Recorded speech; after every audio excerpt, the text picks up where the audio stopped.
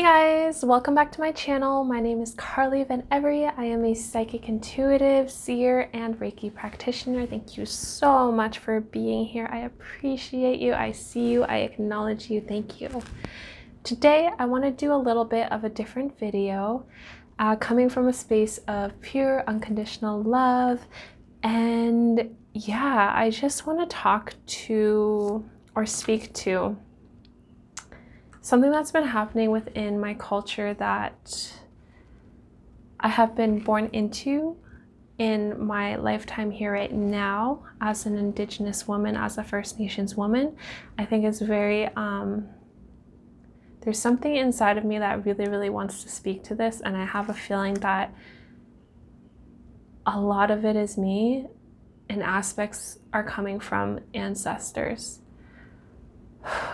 So I want this to be a little bit more of a lighter video, but I do want to move from my heart space in this conversation and really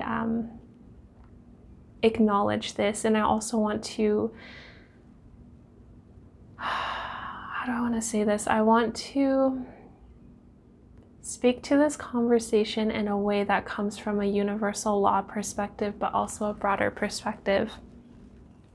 More metaphysical perspective, a more spiritual perspective as well. And potentially, I was also just recently in a 4-year psychology program where I received my degree in psychology and a certificate in organizational behavior and a diploma in general arts and science. Not like trying to toot my own horn, I'm just saying, like, I want to try to reflect and really whatever resonates from that experience that I had in those 4 years, kind of find the harmony between psychology and spirituality and metaphysics and just relay it in this conversation here. But as an Indigenous woman, a First Nations woman, an Ongohoe woman in this lifetime, I do want to take the time and space to acknowledge what's been happening within the communities and on a national level, perhaps even like a global level too, with residential schools and the kids that are being founded right now. I need to explain a personal life experience perspective and then jump into more of what I want to tie into this conversation from a universal law, metaphysical and spiritual perspective. For those of you who don't know, I have been working with spirit for a huge chunk of my life and continue to this day, in which I am super grateful and super appreciative and in awe of. When I was a preteen girl, I started feeling things in my body, started feeling energies, and then I started hearing things and I started seeing things. And there were a few moments in my life, like really pure moments, that I could actually smell traditional and cultural medicines. So yeah, so basically this is something that I just really want to speak to. And that's kind of what I was saying to that too, like just with like my life experience and seeing things, that's kind of where the whole metaphysical and spiritual aspect component of this conversation is going to come into play, because of my life experience with connecting with other beings in this universe and connecting to my heart and learning from Reiki, learning from my dreams, my guides, my ancestors, this planet, right? This universe. But so residential schools, 215 children, my experience with that when this first came out was definitely interesting. Definitely interesting. I do want to acknowledge that the first time I heard the word genocide, I was in elementary school. And I heard that from my dad because he was curious to see what we were learning in our history books in elementary school, and then he started sharing with me basically a lot of the knowledge that's being uncovered right now, and said, you know, this is what happened and stuff, and these are the documents that support it, and, you know, there's just more that happened. So when I first heard of the 215 children, I acknowledged that, and I just thought to myself, that's not even scratching the surface. Because at least like for me and for a lot of the friends that I have that are Indigenous and family members, you know, we knew this, but I think part of it's like such a shock that it's almost like you don't want to believe it when you start to share it with others. But now it's all being swept up underneath the rug. So when I first heard about the 215, that was my initial thought. It was just, I acknowledge it. But yeah, my soul just knows that there's more.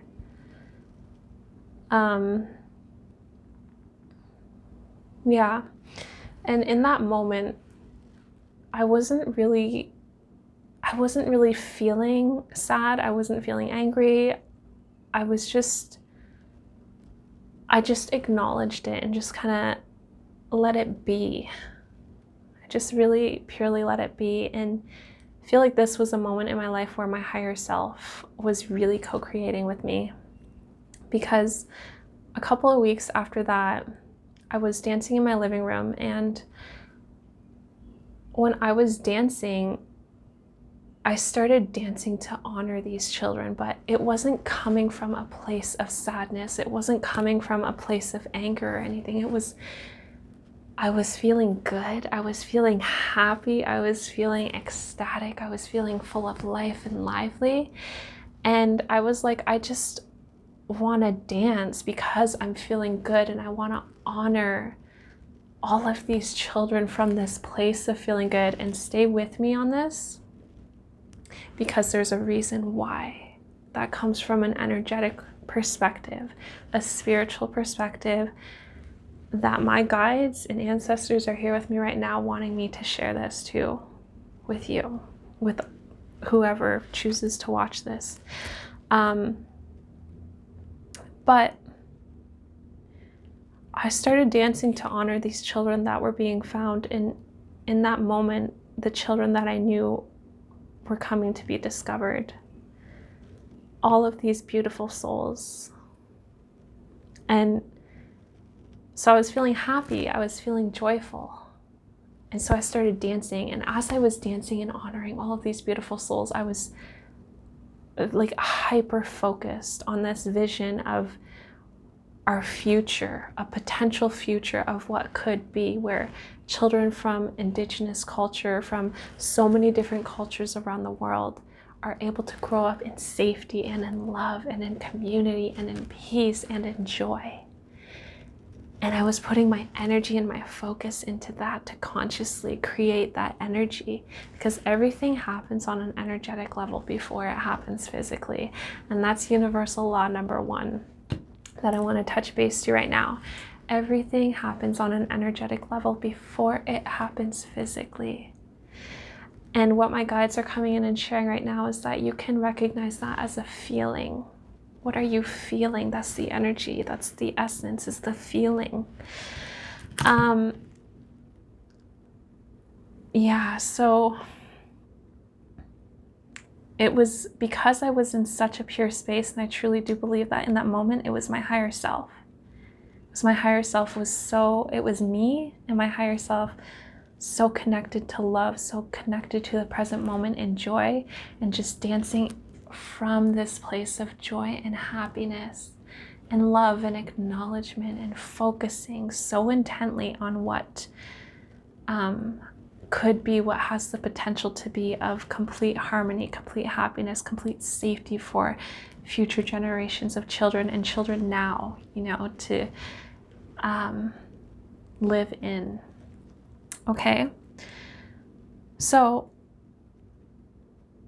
now I want to talk about something that I've seen as a seer and as working as a Reiki practitioner in the work that I've done with energy balancing throughout the years. Within myself, within clients, within community. So the best way you can describe this is by drawing it out. I like to call these energy loops. You'll see why. And let's use the example of two different energies towards residential schools right now. Let's use the example of the energy of anger, right? Because I feel like a lot of people could be feeling anger towards this. Then let's use the energy of the one that I was experiencing when I was dancing and honoring, the energy of harmony, okay? Harmony for the people, harmony for the children, harmony for, okay? So what happens is that everything that we focus on grows. What we focus on grows. This is another aspect of the metaphysics and of universal laws, okay? What we focus on grows. And of course, my spirit guides are bringing this in too. So this is spirituality. And I'm not the first person or the only person that said this, especially if you're into this, a similar kind of metaphysics, spirituality that I'm into, you're going to know this too, right? The way I see this is that what we focus on, say for example, so say this is anger. When you focus on anger, it starts off very slowly and very tiny, right? But then as you put more focus on it, it gains momentum, and momentum spins faster and faster. You put more focus on it and it gets bigger and bigger. Because what we focus on grows, okay? My pen doesn't even want to do this because the energy of anger is not really resonant with me right now. Hold on. Okay, so say we have that. Okay? Say we have that. Now, when we choose to focus, what we focus on grows, right? So if we're genuinely happy and coming from this pure state of joy, and then we choose to acknowledge that, yes, like this has happened, and yes, like it is there, and not to like push it away, but to just acknowledge it and let it be. That's making peace. You're not pushing it away, you're just letting it be. That's peace, and peace is powerful. It's a very, very good point of balance in life. What I'm hearing is in this life, okay? Let's take that how it resonates. So if we have this, which is anger, and it just got bigger and bigger, but if we're genuinely happy, focused with all of who we are in this moment on harmony for these children, we have another energy loop coming in, and it starts off slow, harmony, harmony, harmony. And as you keep focusing on it, maybe you start getting visions of what it could be like. Maybe you start feeling it in your own body. It gets bigger. It gets bigger and it gets faster because what we focus on grows. And it's interesting because what will naturally happen, have you another one? So say if this is harmony and we're focused on this and it just gets bigger and bigger and bigger, this energy has a lot of momentum to it, and then we'll start noticing things in physical reality that align to that, okay? This is how manifestation works. This is how, this is universal stuff. Universal laws for this particular universe anyways, because there are more than this one. I know. I was told that by the Council of Elders, who are also known as the Record Keepers, the Ancient Ones. They're a group of spirit, group of non-physical beings that have been channeled through various people, beautiful, beautiful people, and just share the wisdom and the light that they have with us, right? While we're here incarnate in these bodies. Yeah, so if we're focused on that harmony, and it just keeps getting bigger and bigger and bigger, what happens is that because we can only focus on one thing at a time, right? To really like amplify something, to really allow something the space to grow and the space to be, this anger, it doesn't have any momentum because all of you is focused on this. So what happens is that naturally dissipates. It loses its momentum. Okay? And that's really key, because that's creation, right? But it's not about, again, you can't fake it. You can't fake happy. You have to be genuinely happy and genuinely in the moment of, okay, this is me, this is where I am, and I'm going to choose to focus on this. But it's also understanding that this planet is a place of contrast. So wherever we have light, we have dark. Wherever we have sadness, we have happiness. Wherever we have like all the contrast from these residential schools and all of these feelings, we also have the equal and opposite of that, which is like, well, we actually can create a different world. Okay, there's always two ends of the stick, and it's just what we focus on grows. Okay, wisdom.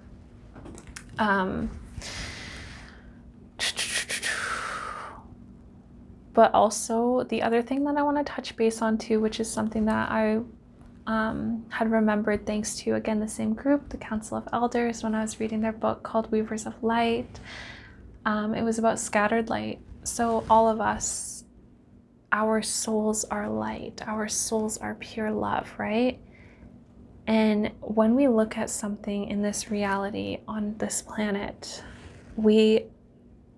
if we look at something and try to push it away, what happens is that the light that's within us also goes with that, and that will keep on manifesting again and again and again until we can look at it and acknowledge it. Not push it away, not say you're wrong, but just acknowledge it and say, right, this planet is a planet of polarity. It has sadness, it has happiness, it has loneliness, and it has community. It has light and it has dark. It has hope and it has fear. And it's just about acknowledging it, and then it's balanced. When you acknowledge it, and maybe depending on where you are individually, you might have to like work with some feelings that come up, right? So maybe you acknowledge something like, this did happen, you know, and I do feel very sad about this, or I do feel very I feel angry about this. This makes me very, very angry. How could this happen, right? To allow this feeling to express itself physically in healthy ways where you're not harming yourself, you're not harming anyone else. Well, it might help you come back into your centeredness and come back into balance. And once you're in this state of balance and centeredness, then you focus on where you want to go, what you want to create, what you see, what you envision, what you feel, okay? Feelings are so, so powerful. It's interesting too, because I did learn a little bit about this in my psychology program in my final semester of my final year, the 4-year program. I was so happy to see that there's been more empirical evidence touching base on the connection between emotions and physicality. Like, for example, prolonged stress and how that's related to heart disease and stuff, right? Which is interesting, because I feel like I've been guided to this personally through Reiki, and just, again, I see energy, right? I can see the colors, I can see how it moves. So just from seeing energy and learning from Reiki and my guides, it's just interesting to see the harmony between psychology in that way and between metaphysics and spirituality in that sense too. Okay? Which more and more will unfold as we evolve on this planet. Anyways, just coming back into this. So I call them energy loops, and it's what we focus on grows, right? And as soon as we acknowledge this and just let it be, and when we're in balance, when we're in peace, then we move. We focus on what we want, okay? What we want to create, what we wish to see, how we want it to feel, okay? Like if I asked you right here, right now, how does it feel if you have if you have a child, if you have a son, a daughter, or a child, right? If you have siblings, niece, nephew, family member, right? How would it feel to know that they can grow up in a society that is safe, that is harmonious, where we are helping each other, we are seeing each other, we are respecting each other. I don't know if you feel that right now, how it feels for you. I can tell you for me, from my perspective, my heart just feels light and expansive, and I get this almost like sense of this warm blanket getting put on my back. That's just this pure white blanket, and I feel good. I feel goosebumpy. I feel love. That's really important, to feel things, and to be honest with how you're feeling too, okay? And to be okay with what you're feeling as well. The other thing I want to touch base on too right now that my guides are kind of bringing in for me to share is something else I learned in my psychology program. Beautiful, beautiful teacher, so grateful for her. She is a clinical psychologist working in the Ontario area, and I'll never forget this class because she was raving always about mindfulness meditation, and she said there's more and more research, and there's already so much empirical research, evidence-based research that's been done, studies that have been done on mindfulness meditation and the correlation to emotional regulation. So what this means is that if you go into meditation and you become aware, you just become aware of what's around you in terms of sound, in terms of how you're feeling in your body, the feeling of air coming in through your nose and out through your nose, just how you're feeling. That has a really strong correlation to how we regulate our emotions. In other words, how when emotions come through the body, when they want to be acknowledged, and they want to be expressed into physical reality in healthy and dynamic ways where they're not harming you or harming anyone else. And what this can look like is crying, right? We get sad, we cry, we feel better after. Journaling. I don't know if some of you guys watch the TV show on Netflix, Too Hot to Handle. One of the reasons why I love this show is because the transformation that people go through and the amount of self-love that they come into. Remember, there was one episode where, a little bit of season 2 spoiler alert, but this coach came in and she worked with all the women there, and she said, write out on a piece of paper everything that you've associated yourself to, like different words that don't feel the best. And the girls on there were writing about, just like really a lot of like really things that didn't really feel too good that they were associating with, like labels and stuff. And she got them to write it all out. She got them to kind of acknowledge it and read it and say, okay, now we're gonna wrap up this paper and we're gonna burn it. It's okay, we don't need that anymore. Let it go, let it be, right? And now moving from this place of who you are and where you're at, moving forward in your life. I think that's beautiful. Why did I want to say that? Oh yeah, so it's just about like feeling where you're at, just emotionally regulating in ways that are healthy and dynamic for you. Each situation is going to be different. You just got to suss it out, feel it out, and listen to your body, right? Support systems and stuff too. But yeah, so energy loops, we did touch on that, and that was something I did want to speak to, is the energy, what we focus on grows, okay? And this is a universal law, so whenever we focus on something, only that grows. Personally, for me, I feel like in the spiritual communities, the term shadow work is a little bit, I feel like you've got to look at it with a wise heart. Because there's this difference between acknowledging something, feeling something, and then dwelling on something. There's this very fine line, okay? And speaking from an energetic and metaphysical, spiritual perspective too. Because if you now know that what you focus on grows, you don't want to focus on it too much, right? And truthfully, in my own life, usually how I've gone about things is just acknowledging what's really wanting to be acknowledged. Just saying, oh, yeah, I see you anger, I see you fear, I see you anxiety, or like whatever it is, and naming it. And just letting it be. right? Just letting it be. Making peace with where you're at, and then choosing to focus in the direction of where you want to go, okay? I mean, you can, that's the thing, it's like acknowledging usually doesn't take that much time. I mean, I feel like it depends on the person, right? And it depends on like if you're ready to look at it too, which is understandable depending on where you're at, your life experience, right? It's all respected. But yeah, acknowledging something, sometimes you might have to feel some things like, oh, I acknowledge this and I feel angry, or oh, I acknowledge this and I feel sad, but allowing that to regulate in healthy and dynamic ways. Interesting that I said natural, maybe it is natural ways too. But when you're back in balance, when you're feeling centered, then focusing on where you want to go, right? Yeah.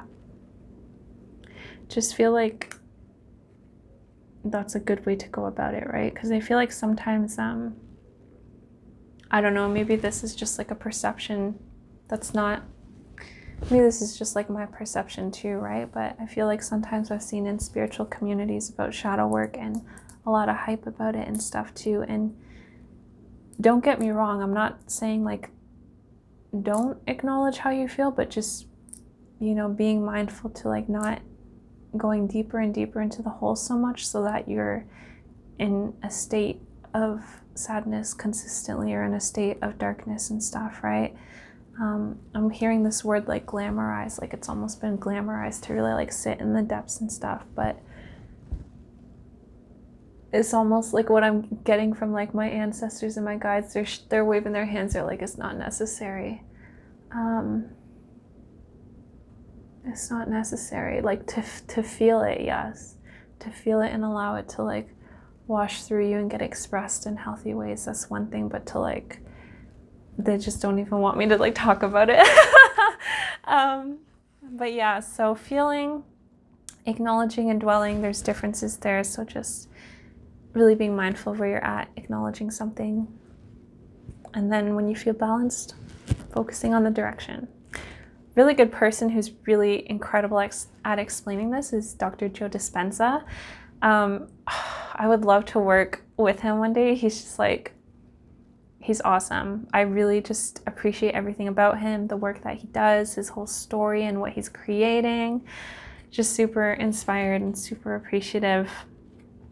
But yeah, so I just wanted to touch base on this and just kind of give you guys my take on my own experience, and also like energy loops, what we focus on grows. So focus wisely and be true to where you're at, and it's all good with where you're at. Where you're at is perfect. Just, it's part of the journey, right? It's okay. It's okay to enjoy the journey, okay? It's okay, like if you're moving up the emotional scale, right?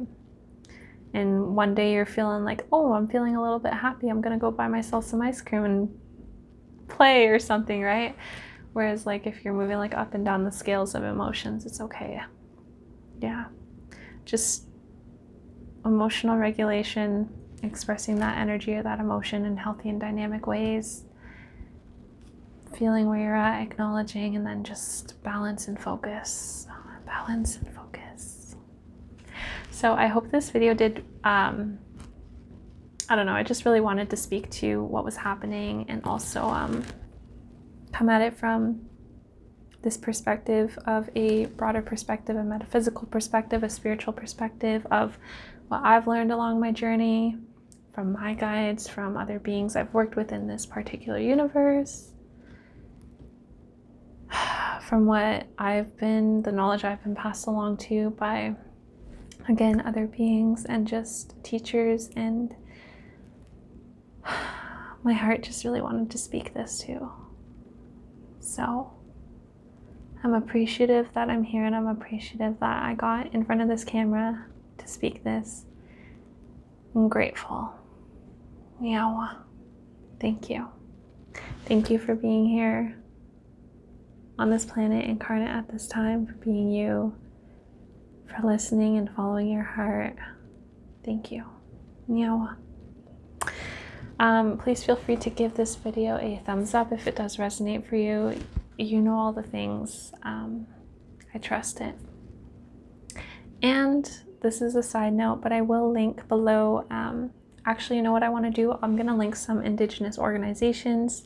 If you would like to support, I'll link that below, as well as some other things too. So thank you guys for being here. Sending you love, sending you light, acknowledging you. We'll chat soon. Bye.